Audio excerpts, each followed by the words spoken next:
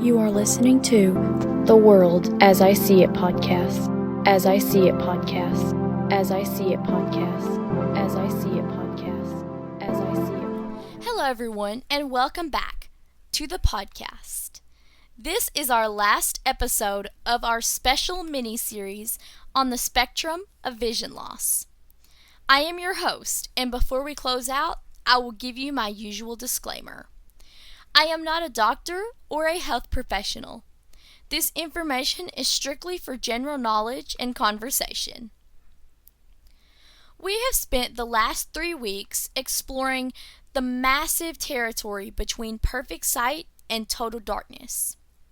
We've talked about macular degeneration, losing the center, glaucoma, losing the edges, and retinitis pigmentosa, which shows how genetic inheritance can slowly steal both the night vision and the peripheral frame. For our final conversation, we need to talk about the sight loss that can happen at a very beginning of life, often leading to total blindness. We're focusing on retinopathy of prematurity, or ROP. So, this is the condition that I had. So what is ROP? This is a condition that affects infants who are born prematurely. So, when a baby is born too early, the blood vessels in their retina haven't finished growing. So, the high oxygen levels they receive in the NICU, which are necessary to save our lives, can sometimes trigger these, unfinished blood vessels to grow abnormally and rapidly.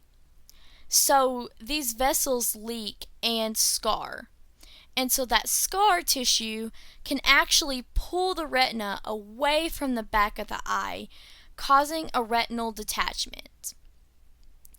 So this is the pathway to the type of blindness that I know. My own blindness was caused by ROP. This means that my brain has developed without ever having formed a visual memory.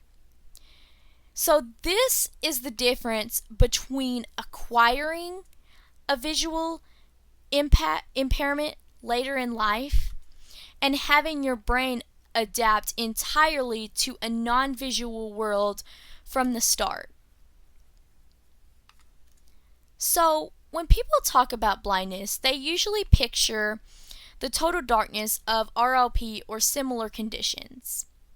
But in reality, only about 18% of people who are legally blind have no light perception at all. The vast majority, over 80%, have residual vision. So, what does residual vision mean?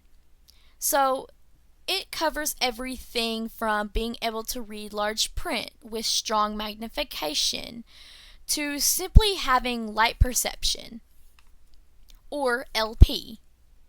So LP means that you can tell if the lights are on or off, and you can see the shape of a large shadow, but you can't, make out any details.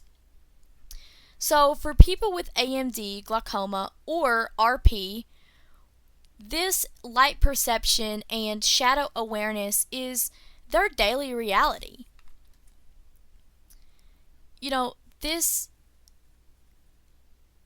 LP and the shadow awareness, it's the single biggest difference between the 4 conditions that we have studied and the public's common assumption of total darkness.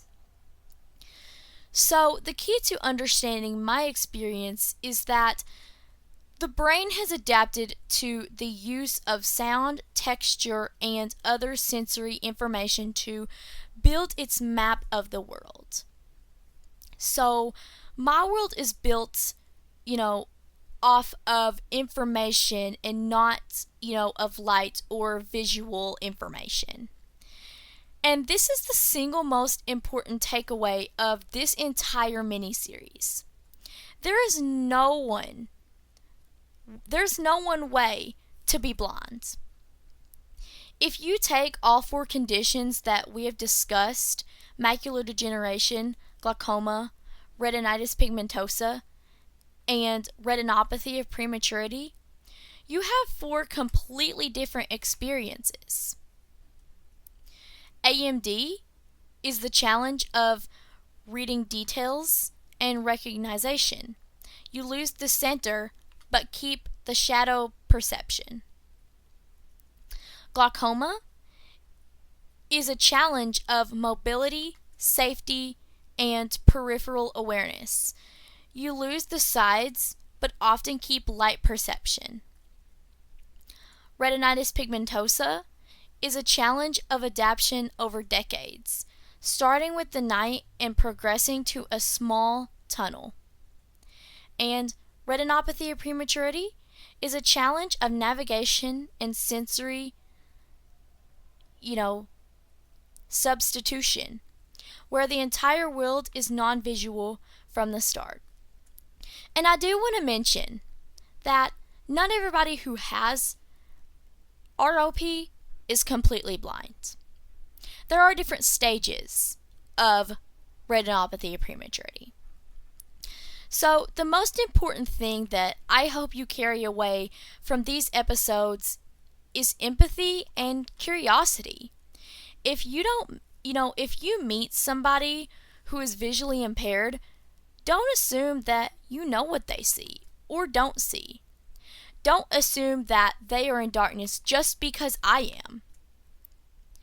The white cane, for example, it's not just for people like me. Someone with glaucoma and severe tunnel vision uses a cane to detect obstacles that they can't see on the ground in their periphery. It's an adaptive tool, not a diagnosis of total darkness. Our goal here was to break down the walls of assumption, and I hope that we've done that. I hope that you now see that the spectrum of vision is vast, complex, and deeply personal. Thank you so much for joining me on this powerful deep dive. This series has been incredibly important to me, and I appreciate you listening. If you have questions about this episode, feedback on the series, or ideas for future topics, reach out to me at theworldasIseeitpodcast@gmail.com. I hope this conversation has helped you to learn more about blindness. If you enjoyed this episode, please share it and rate it. Until next time, stay curious and keep listening. You've been listening to the World as I See It podcast.